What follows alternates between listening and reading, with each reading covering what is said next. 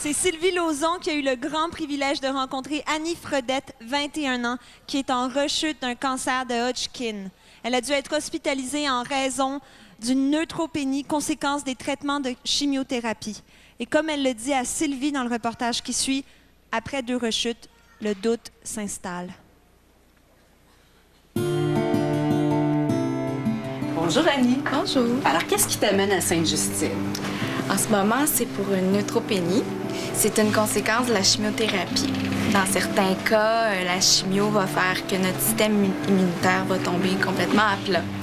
Quand on parle de chimiothérapie, ça veut dire que tu as eu un cancer? Oui. Ben en fait, j'ai eu 3 fois.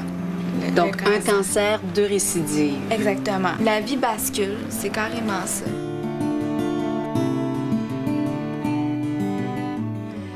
Bien, la belle Annie, elle est avec moi. Bonjour, Annie. Bonjour. On s'est croisés la dernière fois à l'hôpital. Ben oui. Tu recevais encore des traitements. Oui. Alors, comment ça va aujourd'hui? Ça va super bien. Je suis en traitement de radiothérapie, mais je termine mardi. Donc, après ça, c'est fini. C'est fini, Fini, là, pour de bon. Ça, c'est une étape de ta vie qui est passée. Ben oui. Et pour t'avoir jasé longtemps à l'hôpital, sincèrement, toi, la maladie t'a vraiment fait grandir. Ben oui, je pense, mais il faut. Sinon, ça sert à rien d'avoir ça. C'est bien trop épouvantable. Donc, il faut avoir une certaine réflexion puis grandir avec ça. Toi, tu as passé toute ton adolescence pratiquement malade. Hein? Tu as commencé à être malade à 17 ans. Oui, c'est ça. Là, tu en as 21. Oui.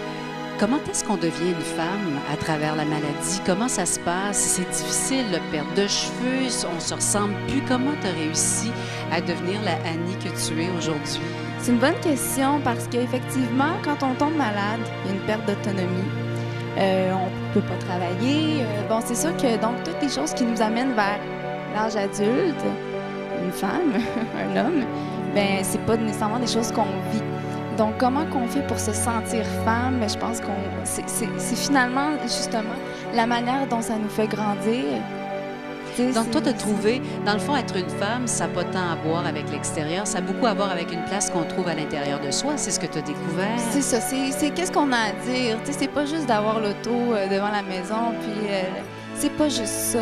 C'est vraiment qu'est-ce que tu as à dire, qu'est-ce que tu as appris dans la vie, c'est quoi, où est-ce que tu es rendu. On a parlé aussi de toute la guérison. Quand on a eu un cancer, qu'on a fait 2 rechutes, qu'on s'est battu très souvent pendant ces 3-4 ans-là, tu me disais que c'était pas si évident que ça de voir arriver la guérison ou d'entrevoir la possibilité de guérir.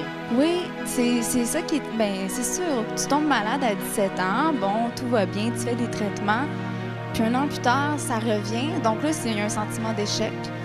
C'est sûr que d'entrevoir la guérison, d'y croire, ça devient comme un concept assez spécial. C'est pas évident, mais en même temps, tu sais, moi, les derniers traitements que j'ai reçus, c'est moi qui les ai choisis. On m'a laissé le choix de dire est-ce que tu veux te faire traiter ou non. Et puis si je l'ai fait, mais c'est parce que j'y croyais.